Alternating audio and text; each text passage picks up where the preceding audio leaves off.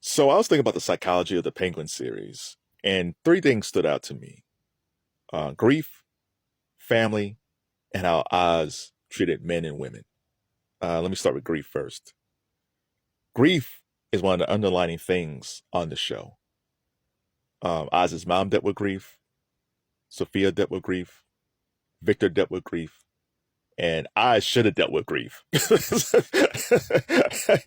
But Oz being Oz, man, grief is just something that's like, it just happens, right? Because he has no soul.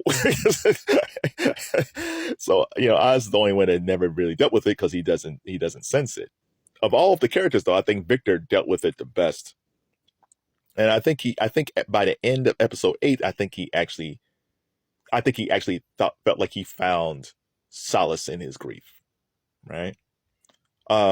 Sophia, her grief was kind of stifled because she lost her mom when she was young. Um, so her grief was stifled. Um, but when something happens, and then all that grief comes back. And the thing about Sophia before Arkham, a little bit after, but before Arkham, the thing that hurt Sophia is that Sophia actually cares. Like, she actually cares about her dad, her brothers. She actually cares about her brother. She cares about people. And in that Batman universe, if you care about anything, it's the kiss of death. Even with Bruce Wayne, Batman, like, there's very few people that Batman actually cares for. Like, he lives in that big old castle mansion of his with him and Alfred. If Robin is there, Nightwing. But for the most part, it's really just him and Alfred. Like, Batman keeps his circle very small because he's also dealt with grief. Oh yeah, of course Batman deals with grief because his parents got killed.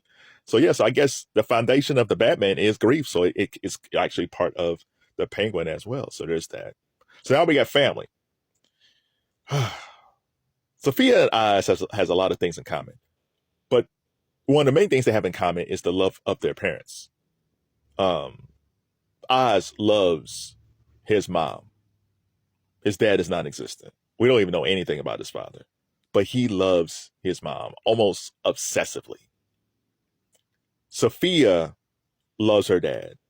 Her mom died tragically, and she has unconditional love for her dad. Same thing, like unconditional love for her brother, but she has unconditional love for her dad. So much so she puts him on a pedestal. She knows what he does. He's Carmine Falcone, right? He understands what he does, but it's unconditional love, right? But that unconditional love ended up biting her in many ways. In Oz's case, his love for his mom is almost too much. Like, he needs his mother's love at all time. And he doesn't want anybody around that's going to threaten that. And that's scary. So scary when you think about young Oz. His mom makes a decision with young Oz because I think she senses this thing with him, like his obsession with her. And it's not like it's over the top, but it kind of is. It's not really, really over the top. It's just like he needs his mother's love to survive. Like, I don't think he thinks he's anybody without his mother's love, right?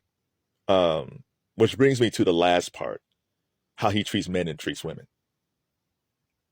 Because his dad's not around, Oz is far more brutal on men than he is with women. He's hard on women too.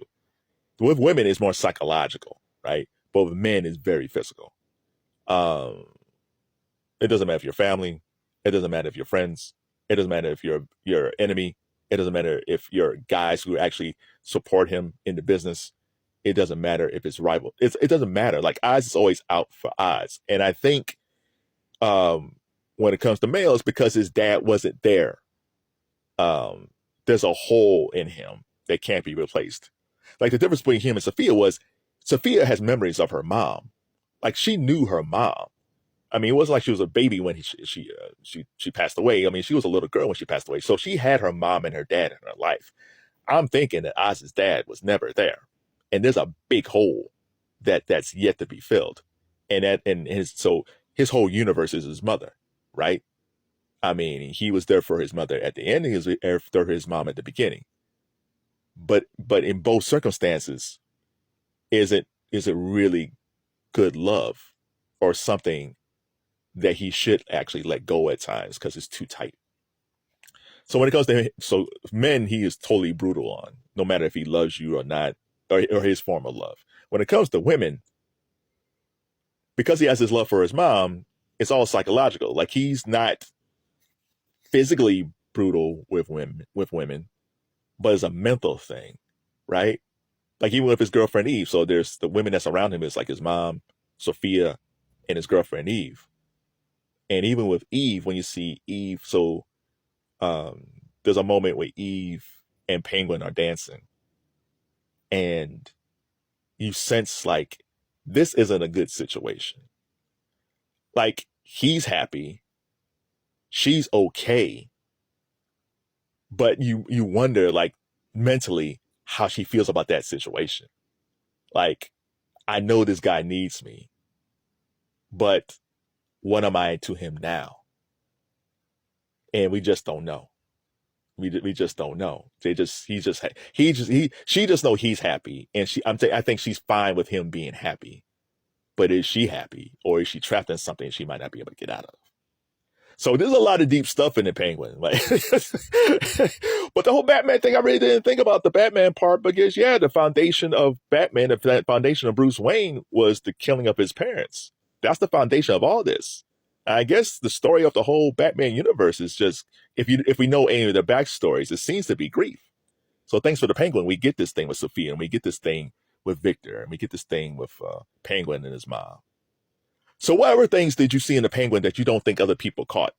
Like, it's great entertainment, it's a great show, but what are some underneath things that we should discuss? Because the show's gone now, so I need I need my Penguin fix. Sofia Falcone, Gigante, Mick, Ma. So good.